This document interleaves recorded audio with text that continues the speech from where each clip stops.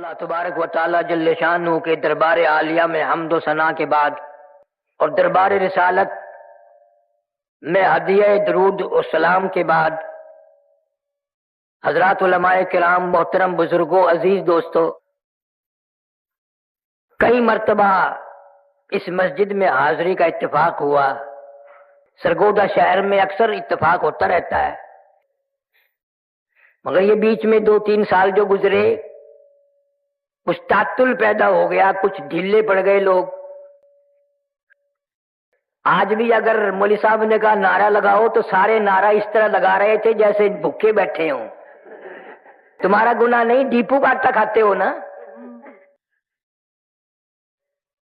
خدا کی قسم، میرا عقیدہ ہے، ایمان ہے، یقین ہے کہ میری تیری زندگی میں یہ جو وقت گزر رہا ہے، ان محفل اور مجالس کا وقت جب ہمارے نامہ اعمال میں قیامت کے دن یہ وقت آئے گا تو ہر آدمی پچھتاوے گا، اے کاش ساری زندگی یوں ہی گزرتی۔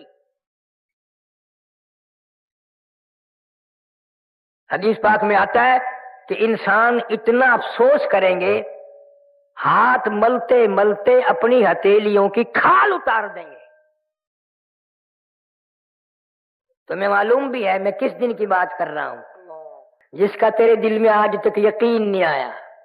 میں قیامت کے دن کی بات کرتا ہوں، یقین آئے یا نہ آئے قیامت تو آئے گی۔ اس لیے میں کہتا ہوں سردی میں 12-13 گھنٹے کا دن، گرمی کی موسم میں 16-17 گھنٹے کا دن، قیامت کا ایک دن 50,000 سال کا ایک دن۔ اور یہ قرآنی بات ہے، تاریخی بات نہیں، کسی کا قول نہیں۔ 50,000 سنہ، 50,000 سال کا ایک دن، نہ شام آئے نہ صبح آئے نہ دن ڈھلے، ٹھیک دوپہر سورج کھڑے کھڑے 50,000 سال گزر جائیں گے۔ حدیث شریف میں آتا کوئی آنکھ پانی کا قطرہ نہ دیکھ سکے گی، کوئی آنکھ سایہ اور چھاؤں نہ دیکھ سکے گی۔ قیامت کا جب بگل بجے گا، گھنٹی بجے گی، اتنی زوردار ہوگی، اتنی قہر آلود ہوگی۔ حضور صلی اللہ علیہ وسلم نے فرمایا یہ اتنا بڑا سمندر پوری دنیا کو جس نے لپیٹ رکھا ہے، ندی، نالے، دریا، چشمے، کنویں، حضور صلی اللہ علیہ وسلم فرماتے ہیں صرف بگل بجنے سے، قیامت کی گھنٹی بجنے سے ساری کائنات سے ایک قطرہ پانی نہیں ملے گا۔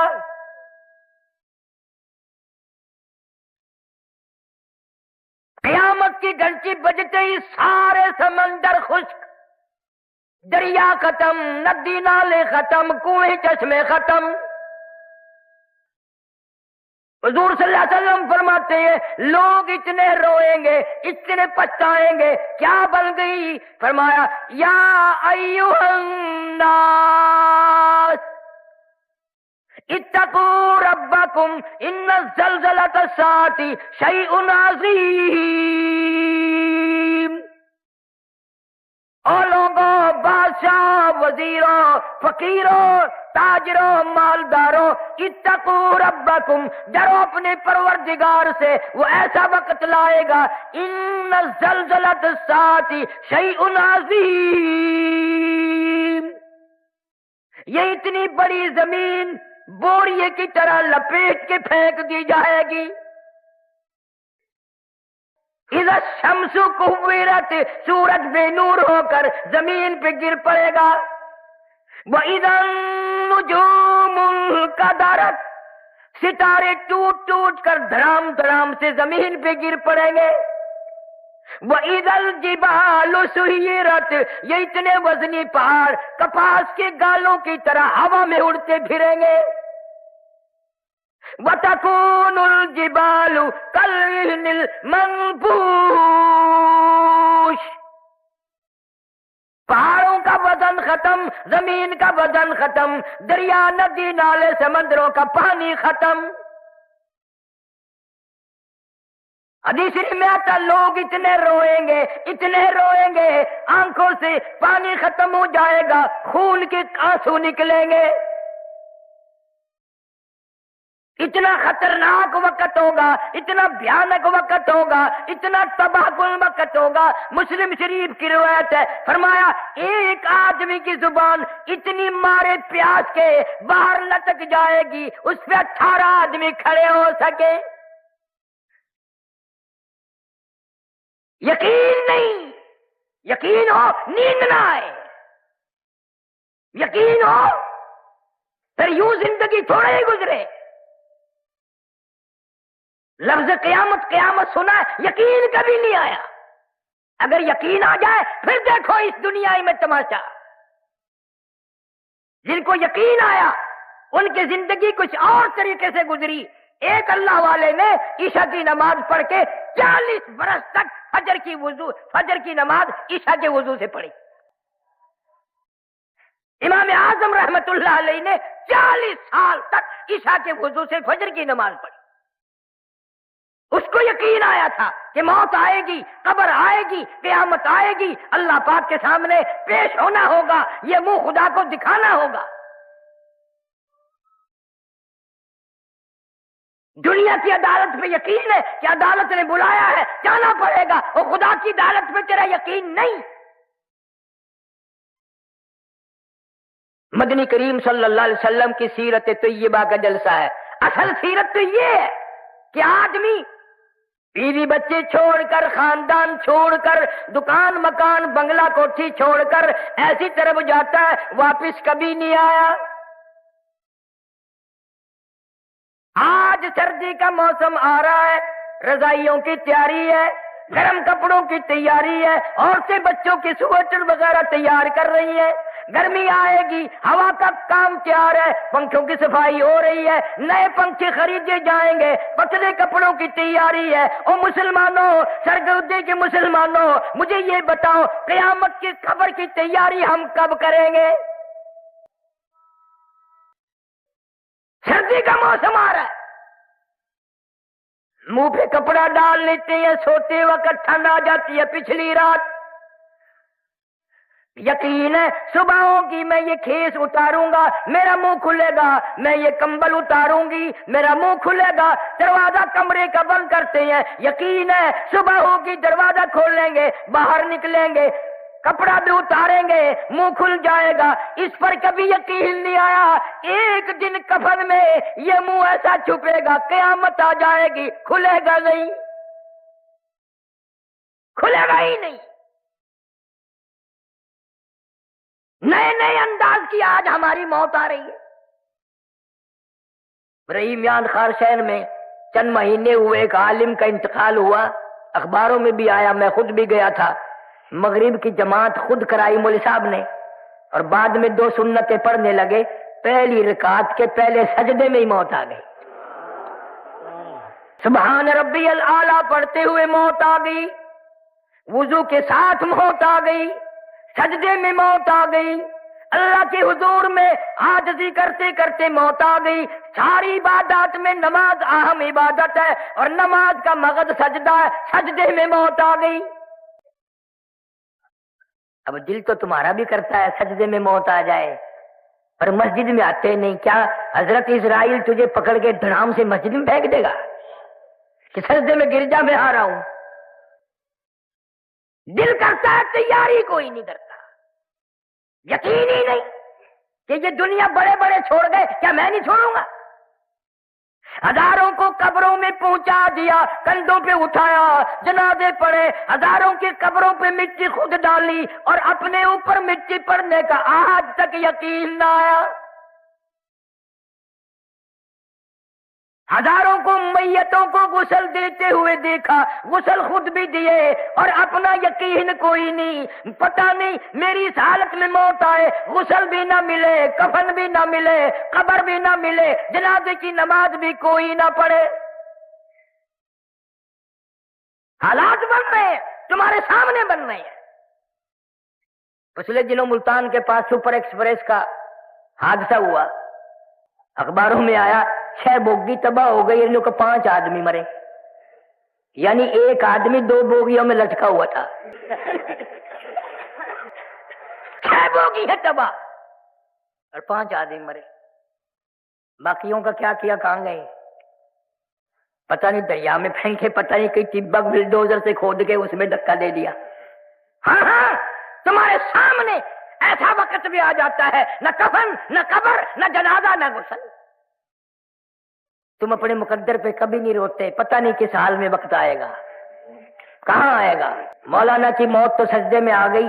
آج کتنے لوگ ایسی جگہ مر رہے ہیں جہاں کا نام لیتے بھی شرم آتی ہے. ہمارے ملتان میں اخباروں میں آیا، اور میں افسر کو جانتا تھا، بہت بڑا افسر تھا ایک محکمے کا. خدا کی قسم سنا کرتا کرتا لڑکی کے اوپر ہی مر گیا.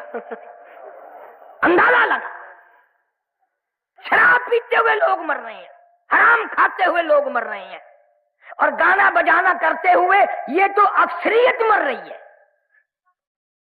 افسوس کسی کو نہیں. سیرت النبی صلی اللہ علیہ وسلم کا ایک بہت بڑا عنوان ہے. عورتیں اگر سنتی ہیں، سن رہی ہیں تو مبارک ہو. نبی پہلے آیا بھی عورت کی گود میں، اور نبی جب دنیا سے رخصت ہوئے تو عورت کی گود تھی. کوئی نہیں کہہ سکتا نہ ابو بکر کی گود تھی، نہ فاروق اعظم کی تھی، نہ عثمان کی تھی، نہ علی مرتضیٰ کی تھی. عائشہ صدیقہ اور فاطمہ الزہرا کی گود تھی. نبی تشریف لائے ایسے خاندان میں. حضرت کے والد کا کیا نام ہے؟ حضرت عبداللہ. تم نے کبھی سوچا ہے وہ کیسا جوان ہوگا اللہ پاک جل شانہ نے جب ساری کائنات کے سردار کے باپ ہونے کا شرف بھی اس کو بخشا ہوگا، وہ کتنا شریف ہوگا کہ امام الانبیاء کا باپ بنا دیا. ہمیں اور تمہیں تو پہچان نہیں. سیرت کی کتابوں میں لکھا ہے کہ ایک لڑکی یہودی حضرت عبداللہ کے چہرے پہ اس کی نگاہ پڑی مکے کے بازار میں. راستہ روک کے کہنے لگی نوجوان میرے ساتھ شادی کر لو. حضرت عبداللہ کنی کترا کے نکل گئے. بھلا جو امام الانبیاء کا باپ ہو وہ غیر لڑکیوں سے کیسے بات کرے؟ یہ تو ہمارا زمانہ ہے نا. چٹی داڑھی، سر ہل رہا ہے، قبر کی تیاری ہے، کالا برقع دیکھ کے ایویں ہینگنے جی میں گڈھا ہینگ دیو. یہ بڑے میاں قبر کی تیاری کر رہے ہیں. حضرت عبداللہ کے چہرے پہ لڑکی کی نگاہ پڑی. نے کہا میرے ساتھ شادی کر لو. کوئی جواب سوال نہ دیا، نکل گئے. سال بعد حضرت عبداللہ کو اسی لڑکی نے پھر دیکھا اور کہنے لگی نوجوان یاد ہے میں نے شادی کی فرمائش کی تھی؟ کہ ہاں یاد ہے. تم نے میرے متعلق یہ خیال کیا ہوگا میں کوئی بازاری عورت ہوں، بگڑی ہوئی عورت ہوں، میرا کریکٹر خراب ہے، یہ خیال کیا ہوگا نا؟ فرمایا نہیں میں نے کوئی خیال نہیں کیا. کہنے لگی میں بازاری عورت نہیں، توریت کی حافظہ ہوں. میری توریت میں نبی آخر الزمان صلی اللہ علیہ وسلم کے باپ کی جو نشانیاں ہیں تیرا ماتھا ان نشانیوں کی گواہی دے رہا تھا. تیرے ماتھے میں نور نبوت چمک رہا تھا. میں چاہتی تھی میری ساتھ شادی ہو جائے، اس نبی کی ماں میں بن جاؤں. اور کہنے لگی آج میں تجھ سے شادی کے لیے نہیں کہتی. کیوں؟ کہ تیرے ماتھے میں اب نور نبوت نہیں رہا، تیری شادی ہو گئی ہے اور وہ نور نبوت تم نے کسی عورت کے پیٹ میں منتقل کر دیا. یہودی کی لڑکی نے نبی کا باپ پہچان لیا اور تم نے آج تک نبی کو نہ پہچانا، نبی کا قرآن نہ پہچانا، نبی کے اصحاب نہ پہچانے. پتہ ہی نہیں، بس جو کسی کی مرضی آئی چل رہا ہے. قرآن کا یعرفونہ کما یعرفون ابناءہم. یہودی لوگ نبی کو اس طرح پہچانتے تھے جیسے اپنے بیٹوں کو پہچانتے ہیں، لیکن جان بوجھ کر مدنی کریم صلی اللہ علیہ وسلم کی مخالفت کرتے تھے، راہ میں روڑے اٹکاتے تھے. خدا کی قسم سرگودی کے مسلمانوں، تم نے کبھی سیرت کی کتابوں کا مطالعہ نہ کیا، تم نے صرف شعر سنے، یہ سنا نبی اتنا حسین تھا، نبی اتنا خوبصورت تھا، ہمارے نبی اتنے ماجبی تھے، اس قدر حلیہ اچھا تھا، یوں تھا یوں تھا، مگر تم نے یہ کبھی نہ سوچا وہ کیا بات تھی جب اس چہرے پہ جس کی قرآن میں اللہ نے قسمیں کھائی ہیں، مکے والوں نے اس چہرے پہ پتھر مارے۔ ارشاد فرماتے ہیں اشد الناس الانبیاء ثم امثل او کما قال النبی صلی اللہ علیہ وسلم، حضور فرماتے ہیں 1,24,000 رسولوں، پیغمبروں، نبیوں کو جتنا اللہ کی راہ میں ستایا گیا، ان سب کے مقابلے میں مجھ اکیلے کو ستایا گیا۔ امی عائشہ صدیقہ رضی اللہ تعالیٰ عنہ فرماتی ہے میری آنکھ نے مدینہ منورہ میں رہتے رہتے 3 چاند دیکھ لیے، لگاتار 3 مہینے گزر گئے، نبی آخر الزمان صلی اللہ علیہ وسلم کے چولہے میں آگ نہ جلی۔ اور فرماتی ہے کتنا وقت تو ایسا گزرا مجھے خود 24 گھنٹے میں ایک کھجور کا دانہ اور ایک پیانے کا پیالہ ملتا تھا، پانی بھی مول ملتا تھا، وہ بھی رج کے نہیں۔ کتنی تکلیفیں اٹھائی ہے اس یتیم مکہ صلی اللہ علیہ وسلم نے، کلمہ ضرور اس کا پڑھتا ہے مگر پہچان نہیں کرتے تم، کوشش ہی نہیں کی، نہ عورتوں کو پتا ہے نہ مردوں کو پتا ہے کس طرح اس اللہ والے کی زندگی گزری ہے۔ میں دعا کرتا ہوں اللہ آپ سب کو حج بیت اللہ نصیب فرمائے، مدینہ منورہ کی زیارت نصیب فرمائے، گنبد خضرا کے پاس کھڑے ہو کر خدا کی قسم یہ پوچھ لینا او کالی کملی والے صلی اللہ علیہ وسلم تیرا اس قرآن پہ کلمے پہ کیا خرچ ہوا؟ جناب ابو بکر صدیق رضی اللہ تعالیٰ عنہ فرماتے ہیں میں اپنے گھر سے نکلا، اچانک میں بیت اللہ شریف کی طرف نکلا، میرے کانوں میں شور کی آواز آئی، لڑائی جھگڑے کی آواز آئی، میں سمجھا قبیلے آپس میں لڑے ہوں گے، خاندان آپس میں جھگڑتے ہی رہتے ہیں، لیکن حرم میں جب میں پہنچا، میں بیت اللہ میں پہنچا، میں خانہ کعبہ میں پہنچا، میری آنکھ نے دیکھا سارا مکہ مارنے والا ایک یتیم مکہ مار کھانے والا، کوئی ادھر سے دھکا دیتا ہے کوئی ادھر سے مارتا ہے، کیوں؟ اس لیے کہ اللہ کا قرآن خانہ کعبہ میں کیوں پڑھا۔ صدیق اکبر رضی اللہ تعالیٰ عنہ فرماتے ہیں میں نے ظالموں کو ادھر ادھر ہٹایا، بڑا منع کیا، اور یوں بھی میں نے کہا اتقتلون رجلا ان یقول ربی اللہ، کیا اس جرم میں ایک آدمی کو قتل کرنا چاہتے ہو؟ اس کا قصور یہی ہے، گناہ یہی ہے، وہ کہتا ہے کہ رب میرا اللہ ہے۔ فرماتے میرے منع کرتے کرتے ادھر ادھر لوگوں کو دھکا دیتے دیتے ایک ظالم آگے بڑھا اور اس نے حضور کریم صلی اللہ علیہ وسلم کی پیارے پیارے گلے میں گردن مبارک میں کپڑا ڈال لیا، اتنے بل چڑھائے اتنے بل چڑھائے، ابو بکر فرماتے میری آنکھ نے دیکھا محمد کریم صلی اللہ علیہ وسلم کی دونوں آنکھیں باہر نکل آئی۔ تجھے کیا معلوم ہے نبی کا گلا گھونٹ دیا گیا۔ صدیق اکبر رضی اللہ تعالیٰ عنہ فرماتے ہیں اس ظالم کو میں نے ہٹایا، بڑی مشکل سے آپ کے گلے میں سے کپڑا نکالا، ایک اور کمینے نے آ کر آپ کے گردن مبارک میں کپڑا ڈال کر اتنا زور سے جھٹکا مارا، میری آنکھ نے دیکھا حضور صلی اللہ علیہ وسلم کے منہ مبارک میں جھاگ آ گئے۔ ایسی سیرت کون پڑھے، کون بتائے؟ امی عائشہ صدیقہ رضی اللہ تعالیٰ عنہ قسم کھا کے فرماتی ہیں 23 برس میں ایک وقت بھی ایسا نہیں جو نبی صلی اللہ علیہ وسلم نے پیٹ بھر کے کھانا کھایا ہو۔ 23 سال مکہ مکرمہ میں حضرت عثمان رضی اللہ تعالیٰ عنہ کو پتا چلا کہ آج آپ کا 5ویں دن کا فاقہ ہو گیا، حاضر خدمت ہوئے، کھانا پکا کر ساتھ لائے، کچا ریشن بھی ساتھ لائے، اور ایک بات کہی حضرت عثمان نے رضی اللہ تعالیٰ عنہ کہ یا رسول اللہ صلی اللہ علیہ وسلم آپ نے 5 دن کا فاقہ کاٹا ہے، مجھے کیوں نہیں خبر کری؟ جبکہ آپ کو یہ معلوم ہے کہ میرا مال بھی آپ کا ہے اور یہ میری جان بھی آپ کی ہے صلی اللہ علیہ وسلم. کون آج کہے گا یہ مال میرا نہیں ہے، نبی کا ہے، یہ جان میری نہیں میرے نبی کی ہے. اور اتنا ادب کیا عثمان نے سارے کہہ دو رضی اللہ تعالیٰ عنہ، کہ ساری امت کو شرمندہ کر دیا، ساری امت کو شرمندہ کر دیا عثمان نے. یہ ہاتھ جو کلمہ پڑھتے وقت مرید بھی کس کا بنا؟ امام الانبیاء صلی اللہ علیہ وسلم کا.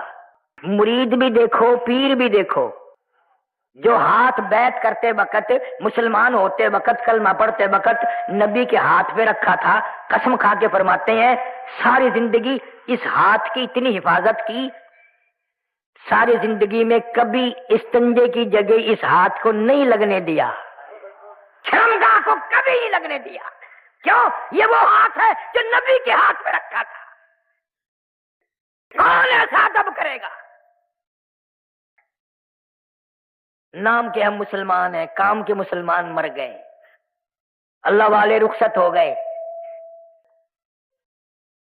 ساری زندگی جنہوں نے اطاعت رسول میں گزاری.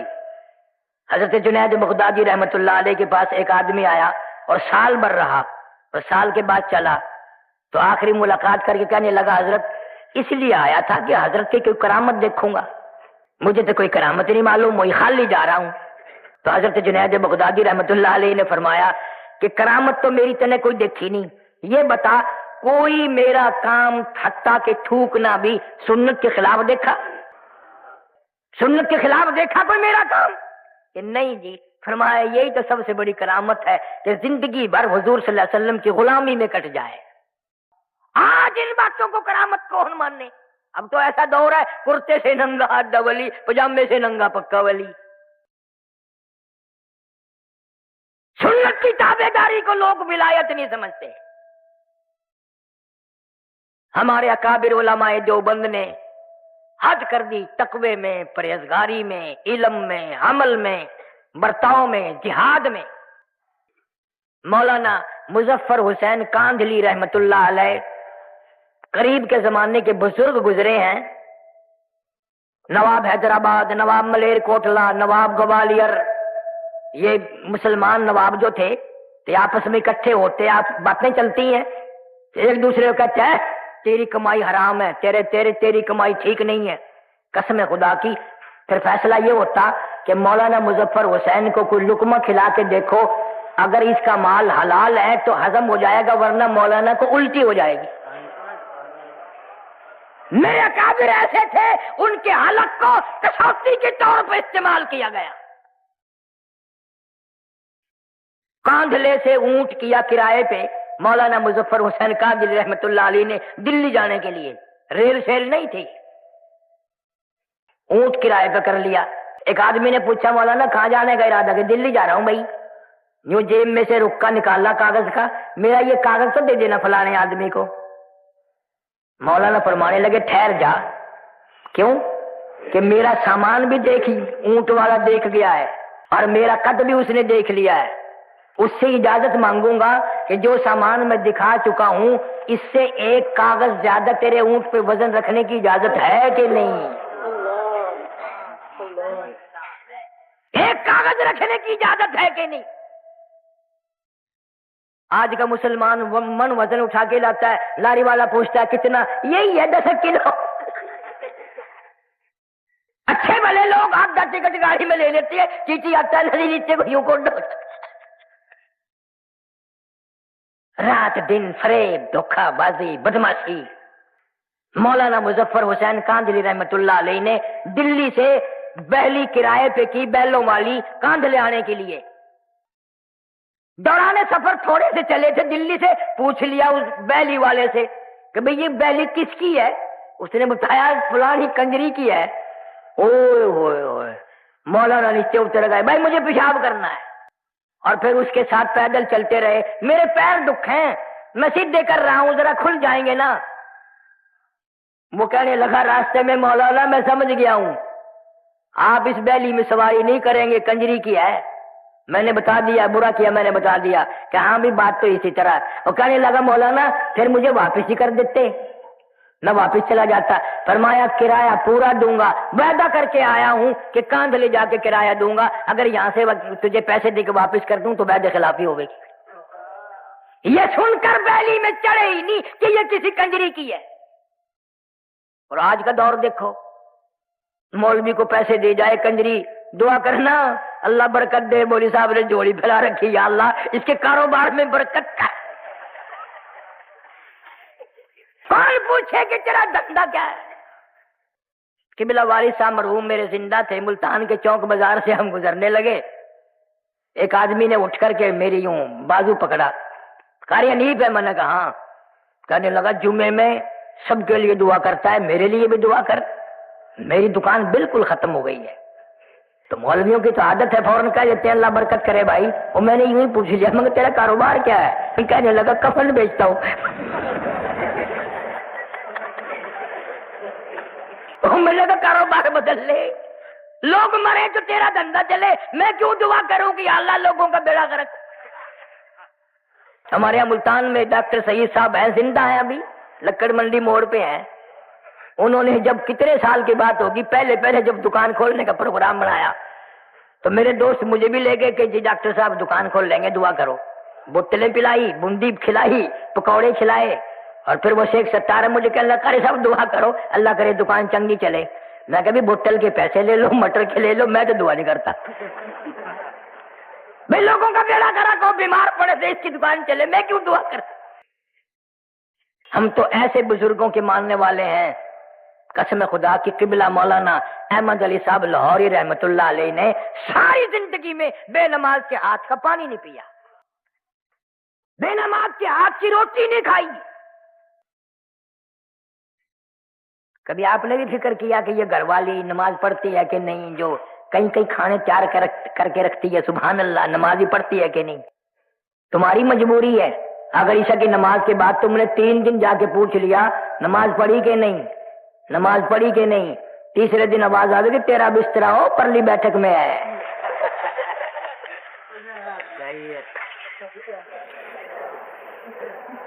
کون پوچھے؟ اب تو بلکہ ماحول ایسا بن گیا، مرد غلام ہے عورتوں کے، اس گھر سے نکلتا کہتا ہے میری روٹی نہ پکائیے، ہوٹل سے کھا لوں گا. اب گھر والوں کو تم کبھی ہاتھ دھونے کے لیے نماز کے لیے کہہ بھی دو گے، ہوٹلوں پہ ایسے چھوکرے آٹا گونتے ہیں، آٹا ملتے کبھی آگے سے کھجایا کبھی پیچھے سے کھجایا، نمک ڈالنے کی ضرورت ہی نہیں رہتی. مولانا احمد علی صاحب لاہوری رحمت اللہ علیہ کا امتحان بھی ہوا، کراچی سے دریائی سمندری اسٹیمر والے جہاز میں سوار ہوئے، حج کے لیے تشریف لے جا رہے ہیں. جہاز کا عملہ نماز نہیں پڑھتا، 13 دن میں جد جہاد جا کے لگا. لاہوری نے 13 دن کا لگاتار فاقہ کر دیا، 13 دن کا فاقہ کر دیا. تم ہوتے یا میں ہوتا نا وہاں ویسے ہی روٹی پکانا، اجی ارادہ تو ہے نماز پڑھنے کا انشاءاللہ. اب میں وضو تمہاری روٹی وضو کر کے کھاؤں گا، وعدہ تو ہو گیا نا. کون کرے؟ میرا کابر نے حد کر دی.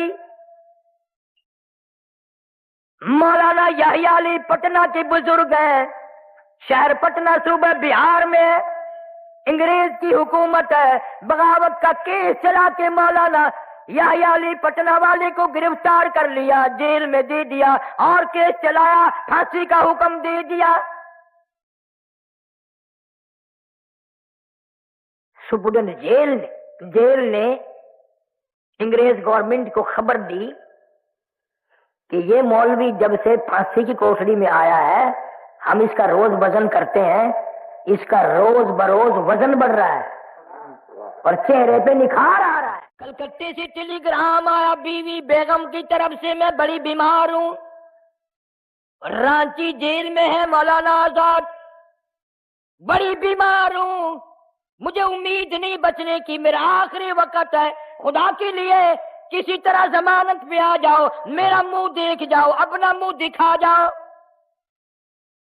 مولانا آزاد نے جوابی ٹیلی گرام دے دیا، اگر تیرا وقت آ گیا کلمہ پڑھتی ہوئی چلی جا، درود پاک پڑھتی ہوئی چلی جا، استغفار کرتی ہوئی چلی جا، قرآن کی تلاوت کرتی ہوئی چلی جا، میں تجھ سے ملنے کے لیے، تیرا منہ دیکھنے کے لیے انگریز جیسے کمینے سے ضمانت کی بھیک مانگنے کو تیار نہیں۔ اگر تیرا آخری وقت آ گیا انشاءاللہ میری تیری کل حوض کوثر پہ ملاقات ہوگی۔ غیرت دیکھ علماء دیوبند کی۔ مولانا حسین احمد مدنی سارے کہہ دو رحمت اللہ علیہ، 11 جنازے گھر سے اٹھے، حضرت کی والدہ ماجدہ مرحومہ کا انتقال ہو گیا، خبر دی گئی آؤ ماں کا منہ دیکھ لو، جنازے کو کندھا دے دو، آخری وقت ہے۔ حضرت نے جواب دے دیا انگریز جیسے کمینے ظالم سے میں ضمانت کی بھیک مانگنے کو تیار نہیں۔ اس سال تو میں نہیں جا سکا، پچھلے سال میں لندن میں تھا، بیان کے لیے ادمرا یونیورسٹی میں لے گئے، بڑے بڑے بادشاہوں کے لڑکے وہاں پڑھتے ہیں، تو ایک پروفیسر انگریز اردو بولتا تھا، مجھے کہنے لگا کہ قاری صاحب آپ پاکستان سے ہیں؟ میں نے کہا جی ہاں۔ کہ آپ مولانا احمد علی لاہوری، عطا اللہ شاہ بخاری، مولانا حسین احمد مدنی، مولانا آزاد ان کو جانتے ہیں؟ میں نے کہا کیوں نہیں جانتے؟ قسم پروردگار کی باوضو بیٹھا ہوں، مجھے وہ تعجب کر کے انگریز کہنے لگا آپ قسم کھا کے بتائیں مجھے کیا یہ واقعی آدمی تھے، یہ انسان تھے؟ میں نے کہا تیرا کیا خیال ہے؟ وہ کہنے لگا لندن اکیڈمی سے لے کر میں نے ان کی فائل پڑھی ہے، ملکہ وکٹوریہ کی رپورٹ پڑھی ہے، لارڈ ماؤنٹ بیٹن کی رپورٹ میں نے پڑھی ہے، میرا اندازہ یہ ہے کہ یہ آدمی نہیں تھے، یہ وہ پہاڑ تھے جن کی چوٹی کوئی سر نہیں کر سکا۔ آج اس دور میں ہر آدمی کی تمنا ہے انگریز بن کے مروں، انگریزی لباس، انگریزی کپڑے، انگریزی برتن۔ چھوٹا سا بچہ 2-2.5 سال کا ہوتا ہے نا، بڑا پیارا لگتا ہے، تو ماں اس کو انگریزی کپڑے پہناتی ہے، نیچے ایک اچھا سا پہنا کر، پھر وہ یوں کندھوں پہ سے یوں جاتا ہے نا جیسے گھوڑے کا ساز ہوتا ہے انگے میں جڑے ہوئے گا، سرما سیاہی کر کے پاؤڈر ووڈر چھڑک کے، اور بڑی خوش ہوتی ہے ماں، ہونا بھی چاہیے۔ پھر اپنے بچے کی انگلی پکڑ کے ساس کے پاس لاتی ہے، خالہ دیکھو تو آج تو تیرا پوتا ایسا معلوم ہوتا ہے جیسے کسی صاحب کا بچہ ہو۔ آگے سے دادی جان بھی خوش ہو کے کہتی ہیں خدا کی قسم یہ ہمارا ہے ہی نہیں۔ تصدیق ہو گئی بھی منڈی پر آئی ہے۔ اندازہ لگاؤ جس قوم کی یہ ذہنیت ہو، جن کا مزاج یہ ہو، کس طرح ہدایت ہوگی، کس طرح ہم لوگ ایمان کے ساتھ مریں گے، کس طرح کلمہ نصیب ہوگا۔ مولانا جعفر تھنیسری رحمت اللہ علیہ میری کرنال ضلع کا راجپوت برادری کا آدمی صاحب جگیر ہے، بیعت کر لی، مرید بن گیا حضرت شیخ الہند رحمت اللہ علیہ کا۔ فوراً مصیبت آئی۔ آج تو لوگ اس لیے کسی پیر کے مرید ہوتے ہیں چلو 2-4 دن میں خلافت ہی مل جائے گی۔ ایک پیر سے میں نے پوچھا کہ بزرگ نے جو تجھے خلافت دی کہاں ملا تھا؟ کہنے لگا گڈی میں سفر کر رہا تھا، وہ بھی میں بھی، اترتے ہوئے خلافت دے گئے۔ پتہ نہیں دال ریوڑی تھی یا دال کراری بیچتے ہیں نا، وہ خلافت ہی بیچ گیا، اتنا سستا سودا۔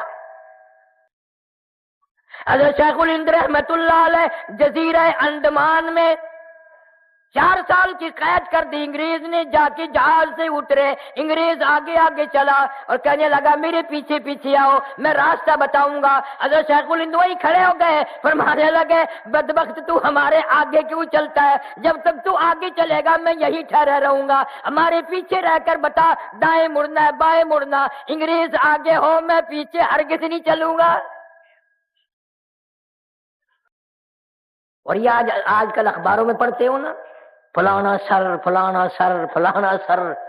انگریز کی منڈی میں القاب اتنے سستے نہیں تھے، قوم سے، ملک سے، اسلام سے غداری کرتے تھے لوگ، ان کو القاب ملتے تھے۔ اور یہ سر جو لکھتے ہیں نا، ان کے ساری سر ہے، پیر ویر نہیں ہے۔ یہ میموں کا تھوک چاٹنے والے، انگریز کے گھوڑوں کی لیڈ کاٹنے والے آج لیڈر بنتے ہیں۔ وہی ذہنیت ہے ان کی۔ مولانا جعفر تنیسری رحمت اللہ علیہ کو گرفتار کر کے جائیداد ساری نیلام کر دی، کرد کر دی، مکان بھی نیلام کر دیا۔ مولانا کی بیٹیوں کو سر کے بالوں سے پکڑ کر گھسیٹ کر باہر پھینکا، تڑام تڑام سے بچوں کو پھینک دیا۔ راجپوت برادری کی بیٹی ہے مولانا کی بیوی، لکھا ہے کہ کئی انگریز سر کے بال پکڑ کر گھسیٹتے ہوئے لائے اور باہر پھینکا مارا۔ مولانا فرماتے ہیں مجھے بڑا فکر تھا اس بات کا کہ گرفتار تو ہو گیا ہوں، کیسے گزرے گی، اکیلا رہوں گا۔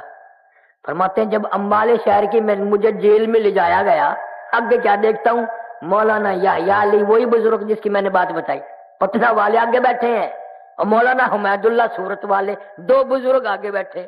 میں خوش ہوا، خوب گزرے گی جب مل بیٹھیں گے تین دیوانے، اب کوئی غم نہیں۔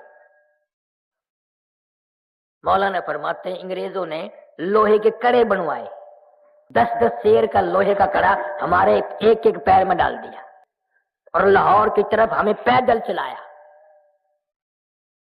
چابک مار مار کے چلاتے تھے۔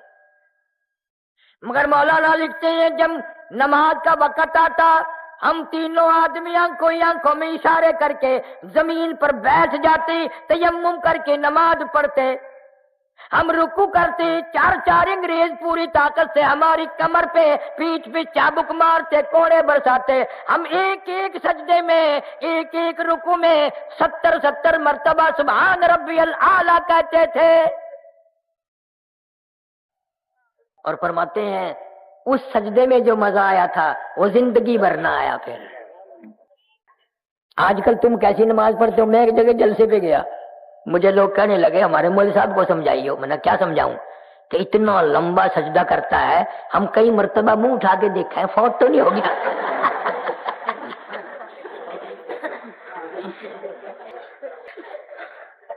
انہیں کو پتا ہے سجدے کی حقیقت کیا ہے۔ تمہیں کیسے معلوم ہو؟ تمہارا آخرت پہ، موت پہ، قیامت پہ یقین نہیں۔ جناب مدنی کریم صلی اللہ تعالیٰ علیہ وسلم کے بارے میں اما عائشہ صدیقہ رضی اللہ تعالیٰ عنہ فرماتی ہیں اچانک میری آنکھ کھلی، میں بیدار ہوئی، میں نے حضور کریم صلی اللہ علیہ وسلم کو دیکھا، آپ کا سر مبارک سجدے میں ہے اور بڑی لمبی لمبی امت کے لیے دعائیں مانگ رہے ہیں اور سجدے میں رو رہے ہیں، سانس گھٹنے لگا، میں اپنا کلیجہ پکڑ کے بیٹھ گئی، کہیں آج بیوہ تو نہیں ہو جاؤں گی۔ اور فرماتی ہیں سجدے میں حضور صلی اللہ علیہ وسلم اتنے روئے، میں نے سجدے کی جگہ بعد میں ہاتھ پھیرا، میرا ہاتھ نبی کے آنسوؤں میں تر ہو گیا۔ تیرا نبی میرا نبی سجدے میں ساری رات روئے، امت کے لیے دعائیں مانگتے مانگتے روئے۔ آج میری تیری چٹی داڑھی ہو گئی، قبر کی تیاری ہے، اپنی بدعمالی پہ، اپنی روح سیاہی پہ ساری زندگی میں ایک مرتبہ بھی رونا نہ آیا۔ اس لیے کہتا ہے 2 دن کی زندگی پہ نہ اتنا اچھل کے چل، 2 دن کی زندگی پہ نہ اتنا اچھل کے چل، یہ راستہ ہی چلو کا ہے ذرا سنبھل کے چل۔ بڑے چلے گئے یہاں تیرے جیسے پیر پیٹ کے، تو بھی جائے گا۔ اور مجذوب کہتا کہ دفعتاً سر پہ جب آ پہنچے اجل، دفعتاً سر پہ جب آ پہنچے اجل، پھر کہاں تو اور کہاں دار العمل، جائے گا یہ بے بہا موقع نکل، پھر نہ ہاتھ آئے گی یہ عمر بے بدل۔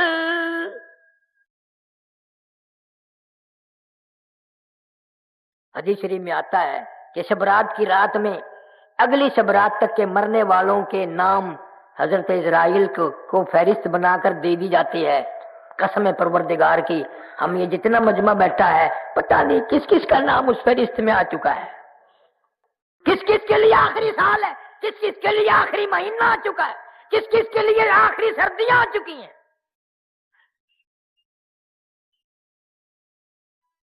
سیدنا علی مرتضی رضی اللہ تعالیٰ تشریف لے جا رہے ہیں لشکر کے ساتھ ساتھ، قبرستان راستے میں آ گیا، اپنے شاگردوں سے ہٹ کر قبرستان میں جا کھڑے ہوئے اور رونے لگے اور قبر والوں کو کہنے لگے، او قبر والوں ہمارا تو یہ حال ہے، اموالکم قسمت، جو تم نے مال جمع کیا تھا وہ تقسیم ہو گیا، نساؤکم زوجت، کل تیری بیوی تیرے بغل میں پڑھ کے کہتی تھی میں تیری ہوں میں تیری ہوں، تیرے مرنے کی دیر تھی، اب کسی اور سے شادی رچا لی، اس کو کہہ رہی ہے میں تیری ہوں میں تیری ہوں،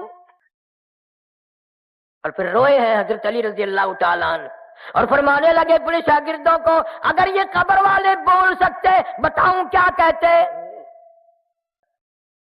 فرمایا بتاؤ، فرمانے لگے کہ یوں کہتے، یہ سرائے در مسافروں بخدا یہ کسی کا مکان نہیں، یہ سرائے در مسافروں بخدا یہ کسی کا مکان نہیں، اور جو مقیم تھے اس میں کل یہاں کہیں آج ان کا نشان نہیں، جو مقیم تھے اس میں کل یہاں کہیں آج ان کا نشان نہیں، جو مثال ٹوٹی ہے خوش بیاں دم گفتگو تھے گوہر فشاں، وہ پڑے ہیں آج خاموش یہاں کہ دہن میں گویا زبان نہیں،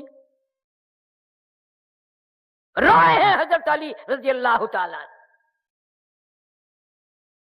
جناب فاروق اعظم رضی اللہ تعالیٰ عنہ کو لوگوں نے دیکھا زمین پہ کروٹیں بدل رہے ہیں اور بے تحاشا رو رہے ہیں، کسی نے پوچھ لیا فاروق تجھے کیا ہوا، اتنا بہادر کیوں رویا؟ فرمانے لگے تمہیں معلوم نہیں، قبر کا اندھیرا یاد آ گیا۔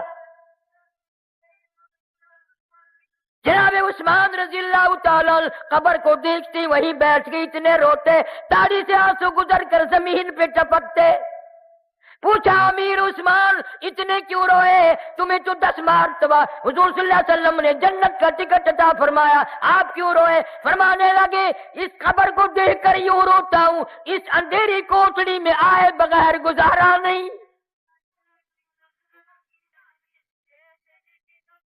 نہ کبھی یہ سوچ آتی ہے میری ماں کہاں گئی، میرا باپ کہاں گیا، میرے رشتہ دار کہاں گئے، اگر وہ گئے ہیں تو مجھے بھی جانا پڑے گا، اب اس کی تیاری کوئی نہیں،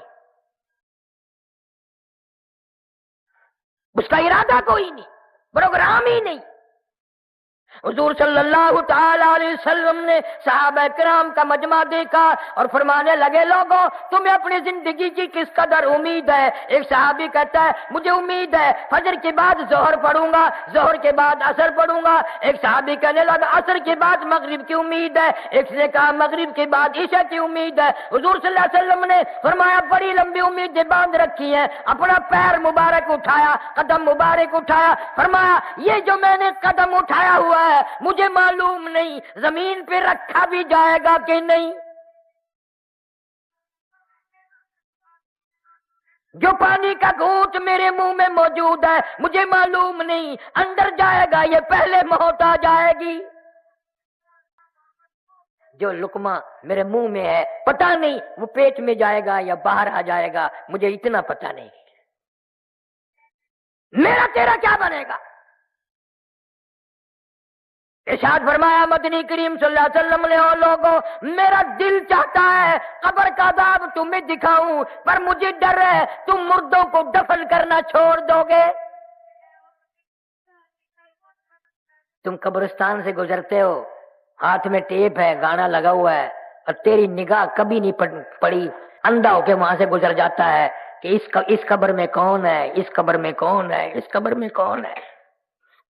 فنا ہو گئی دنیا، ہم نے بڑی بڑی کوٹھیاں سنسان ہوتی دیکھی، بڑے بڑے بنگلے ویران ہوتے دیکھی، ہم نے ملک کے ملک ویران ہوتے دیکھے۔ قرآن کہتا ہے وَكَمْ أَهْلَكْنَا قَبْلَهُمْ مِنَ الْقُرُونِ وَكَمْ أَهْلَكْنَا قَبْلَهُمْ مِنَ الْقُرُونِ، میری زمین پہ فساد نہ کرو، میری زمین پہ زنا نہ کرو، میں نے تم جیسے کتنے ملک برباد کر دیے۔ جب آدمی عورت ہو مرد ہو زنا کر کے چلتے ہیں، خدا کی قسم حضور صلی اللہ علیہ وسلم نے فرمایا اللہ کی زمین اللہ سے عرض کرتی ہے یا اللہ اجازت دے میں لقمہ بنا کر نگل جاؤں، پلیت قدموں سے یہ میرے اوپر چل رہے، قتل کر کے شراب پی کے زنا کر کے بدماشی کر کے میرے اوپر چل رہے ہیں۔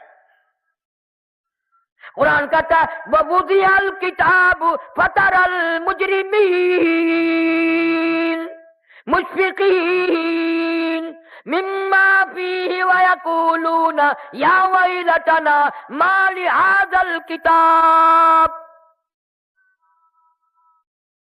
قیامت کے دن الگ الگ صفحے بنیں گی، ہر آدمی اپنا نامہ اعمال ہاتھ میں لے کے کھڑا ہوگا، اور یہ پہچان ہوگی قیامت کے دن سجے ہاتھ میں اعمال نامہ مل گیا تو کامیاب ہو گیا، اور کھبے ہاتھ میں ملا تو ہار گیا۔ اور شاہ عبدالعزیز محدث دہلوی رحمۃ اللہ علیہ لکھتے ہیں میری طرف دیکھو کہ یوں چھاتی کو چیر کر اور یہ ہاتھ اس میں سے گزار کے یوں پیچھے سے نامہ اعمال پکڑایا جائے گا۔ قرآن ہے وَأَمَّا مَنْ أُوتِيَ كِتَابَهُ وَرَاءَ ظَهْرِهِ فَسَوْفَ يَدْعُو ثُبُورًا وَيَصْلَىٰ سَعِيرًا۔ ہار گیا، پھنس گیا، اعلان ہوگا وَامْتَازُوا الْيَوْمَ أَيُّهَا الْمُجْرِمُونَ۔ ظالموں اور زانیوں اور بدماشوں حرام خوروں ملاوٹ کرنے والوں الگ ہو جاؤ، آج نیک بندوں کے پاس تمہیں کھڑا ہونے کی اجازت ہے۔ تجھے کبھی فکر ہوا کہ پتہ نہیں میرا وارہ کدھر لگے گا؟ لیمیز اللہ الخبیث من الطیب، نیک و بد میں جدائی کر دی جائے گی۔ آخری وقت ہوتا ہے آدمی کا، ہاتھ مارتا ہے، کروٹیں بدلتا ہے، سانس کھچ کھچ کے آ رہا ہے۔ بیٹی نے پوچھ لیا امی جان کیا تکلیف ہے؟ کہتی ہے بیٹی بخار نہیں، نزلہ نہیں، کھانسی نہیں، درد کوئی نہیں، سانس لیتی ہوں، اتنی تکلیف ہوتی ہے کہ سینکڑوں ہزاروں ڈھنگریوں کے اوپر سے کانٹوں کے اوپر سے جیسے گھسٹ کے سانس آ رہا ہو، سانس لیتی ہوں سانس نہیں آتا۔ آج پتا چلا سانس کی کتنی قیمت ہے۔ قل متاع الدنیا قلیل والآخرۃ خیر لمن اتقی ولا تظلمون فتیلا۔ ساری عمر میں نماز نہ پڑھی، پرواہ نہ کی، قرآن نہ پڑھا، آج سانس کی قیمت معلوم ہوئی۔ وی سی آر کے سامنے بڑے خوشی سے سانس لیے، گانا بجانا کرتے ہوئے بڑے خوشی کے سانس لیے، حرام کھاتے ہوئے بڑے خوشی کے سانس لیے۔ حضور فرماتے ہیں صلی اللہ علیہ وسلم موت کے وقت اتنی تکلیف ہوتی ہے جیسے ہزاروں چھرے یکدم چلا دیے گئے ہو۔ میرا تیرا کیا حال بنے گا؟ امی عائشہ صدیقہ رضی اللہ تعالیٰ عنہ فرماتی ہیں حضور صلی اللہ علیہ وسلم کا آخری وقت ہے، میری گود میں آپ کا سر مبارک تھا، پسینے آئے اور آپ نے مجھ سے پانی مانگا۔ فرماتی ہیں میں پانی لے کے آئی، میرے محبوب کو پیاس لگی ہوگی، اشارہ فرمایا کہ یہاں رکھ دے، قریب میں نے رکھ دیا۔ فاطمہ تو زہرا فرماتی ہیں میرا جگر پھٹنے لگا، میں نے دیکھا میرے ابا پانی میں ہاتھ بھگو بھگو کر اپنے چہرے انور پہ یوں چھینٹے مارنے لگے۔ حضرت عائشہ فرماتی ہے میں نے رو دیا، محبوب کیا بنی، یہ گھبراہٹ کیسی، یہ پسینے کیسے؟ یوں فرمایا میری عائشہ تو نہیں جانتی موت کتنی گھبراہٹ والی ہے۔ کسی نے دروازے پہ دستک دے دی، فاطمہ تو زہرا پریشان ہے، ایسا صدیقہ کا جگر پھٹنے کو ہے۔ آواز آئی ہل ادخلوک فی البیت، کیا میں گھر میں آ